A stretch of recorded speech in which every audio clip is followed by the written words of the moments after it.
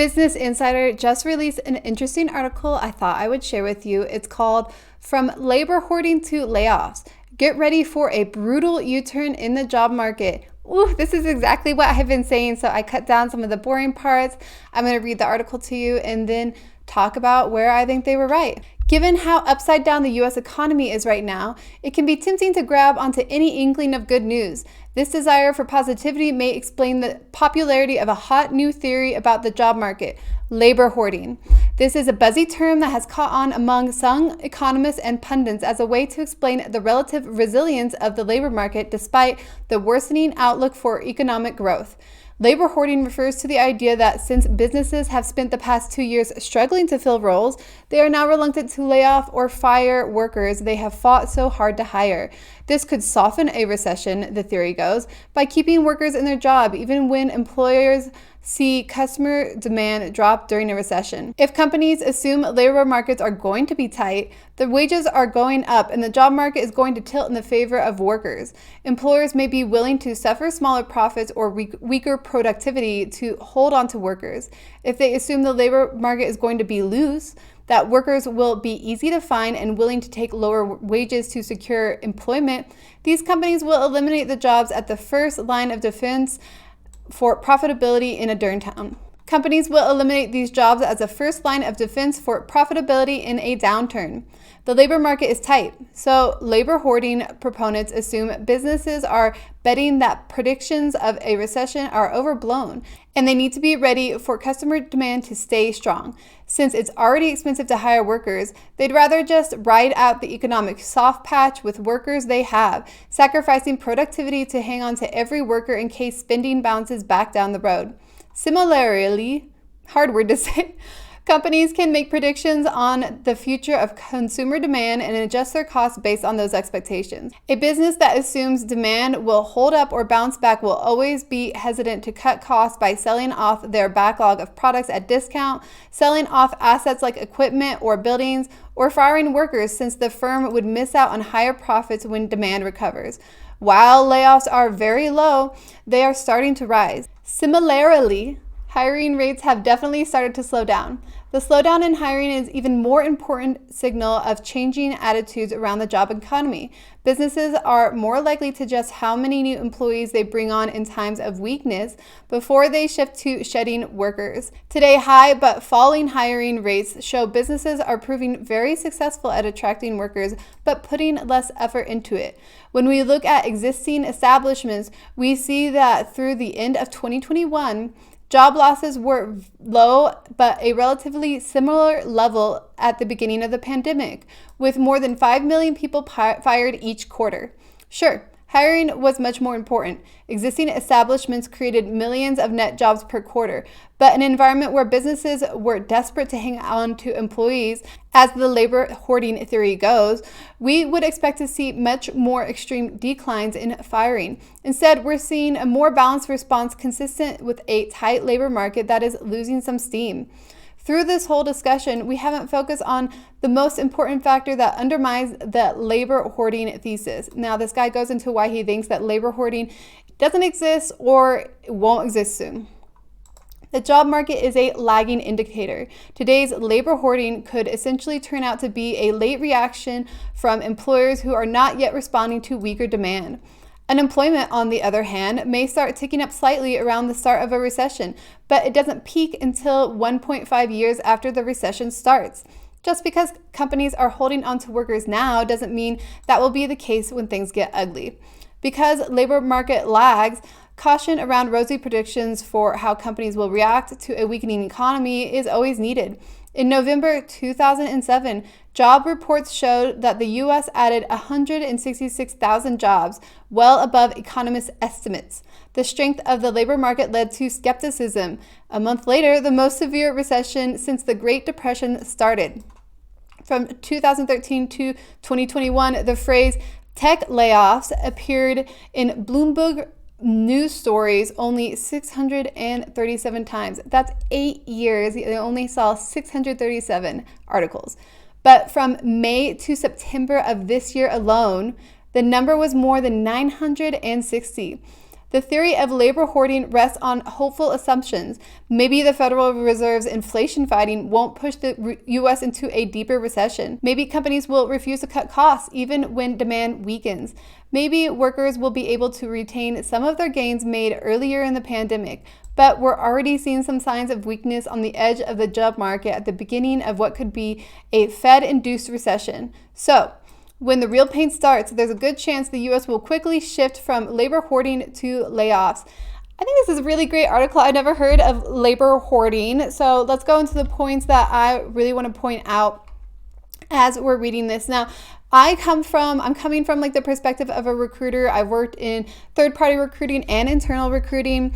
So when the labor market is tight, that means that wages are going up and the job market is favoring the workers. That is when you see companies, mostly big companies that make good money, they offer amazing compensation packages. And I'll say even startups that have no money are offering amazing compensation packages that include equity or stock, great PTO benefits, or just great healthcare benefits in general.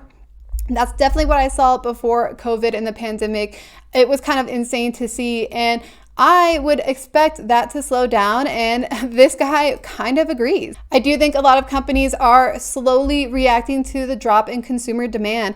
There's a lot of bubbles out there that is confusing people, making them think that the economy is stronger than it is. And to be honest, most people who run companies are well-paid, wealthy people. They are not close enough to people who are financially struggling now in November 2022 to realize that not everyone has money right now. The whole stimulus check payout turned into people getting loans or getting stock that went up in crazy high price. We saw Americans had the highest level of wealth that they've had for a long time. Another article said once in a generation wealth growth happened over the past 2 years. But a lot of that was funny money.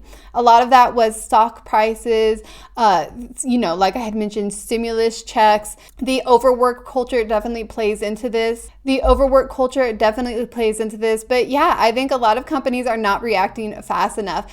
Obviously, Amazon, the head of Amazon, Bezos, told everyone to batten down the hatches for what's coming next year. And he knows what he's talking about. That's why Amazon is not hiring. And I would expect Amazon to do quiet layoffs and start offshoring some of their jobs. But we are going into the holiday season. A lot of the companies I see laying off are real estate companies. Yeah, they're going to keep laying off. I think the housing market is going down slowly. I'm seeing a lot of data companies, companies that offer services that can be like a tool or a platform to other businesses, business tools. They are laying off. Data companies, I would have considered a few months ago a job with a data company to be semi-stable because data is so hot in tech right now. But I was kind of wrong there. A ton of data companies are also laying off. And another great tactic that companies use to keep the layoffs low is that they will give employees the options to take a package and quit. So that's not laying someone off. That's just someone quitting their job with a nice compensation package to leave the company. They're also turning up the heat, like at Facebook, saying that the work is going to increase to 200% what it was before. That's a pretty big increase, and not everyone will survive that. That's a quiet way of laying off. And he also mentioned that the unemployment numbers and the job market numbers that are released to us, in the US at least, are lagging indicators, and it's true. Once October ended, then at the beginning of November is when they start calculating October. So those numbers don't come out for some time. So when we finally get the October numbers, we're already into November, usually halfway through November. So there is a delay there in those numbers. And it's really interesting to see that the tech layoff term has shown up more over the past 5 months than it had for 8 years. That should be a signal to anyone who doesn't believe what I'm saying in these videos. I think the future of hiring in tech will be totally different. Next year, I would be surprised to see people having companies, what is it called? Salary bet. It's like when you want to hire someone really great as a tech company and they have other companies that want to hire them, well, now you just go into the salary negotiation and try to offer them the best salary, the best compensation package, so they would take your offer.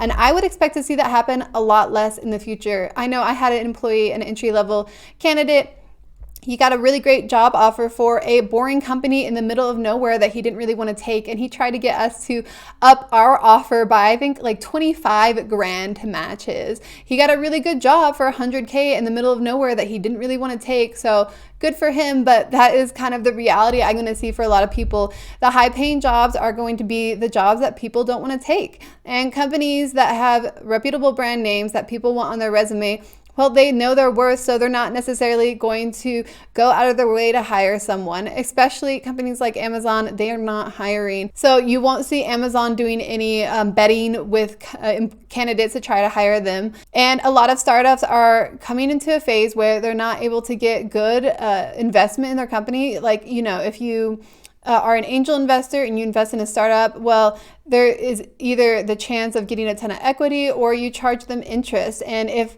real estate loans are increasing in interest, then I would definitely expect that to increase for startups. I have a whole video about that, so subscribe to my channel and check out my playlist for tech news where you can learn more about that. And the other thing I want to point out that is very interesting, one of the reasons that companies want to hold on to employees so much, yeah, it costs a lot to hire someone, but when you're in a competitive hiring market like before COVID in tech, where it was really hard to get good engineers, it was super common to use third-party recruiters. I've been a third-party recruiter. You can make so much money in third-party recruiting. If you really have the hustle going and you have the good connections, you make bundles and bundles of money. That's because companies have been so desperate to hire in tech. It's been so difficult to find good developers that they will throw out tens of thousands of dollars just to hire one person.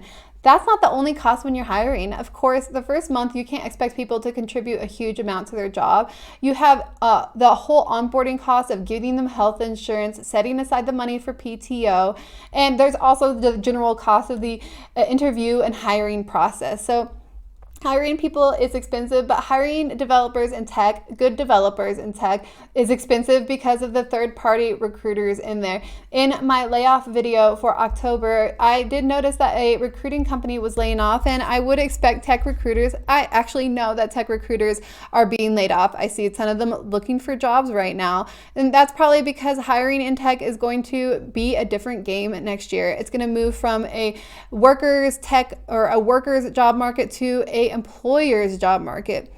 And a lot of people in tech haven't been in the industry long enough to know what that feels like, but I would caution you to expect more difficult coding challenges, more strict hiring standards, less availability for remote work, less availability for high salary negotiations. So this is a good time to adjust your expectations if you are on the job search. Things are definitely changing in Bloomberg. So, I mean, Bloomberg is a reputable company, but I'm not going to say that they're cutting edge. They're just, you know, a reputable company that gives good information. So if Bloomberg is talking about this labor hoarding, even Bloomberg is saying that there's a good chance next year the labor market will shift from labor hoarding to layoffs. If they know it's coming, then that means it's not super new news. So I'm glad to see that Business Insider is agreeing with me, despite how many people tell me I don't know what I'm saying. I think that I do know what I'm saying because this is what I've been saying for a few months. Bloomberg is saying it too.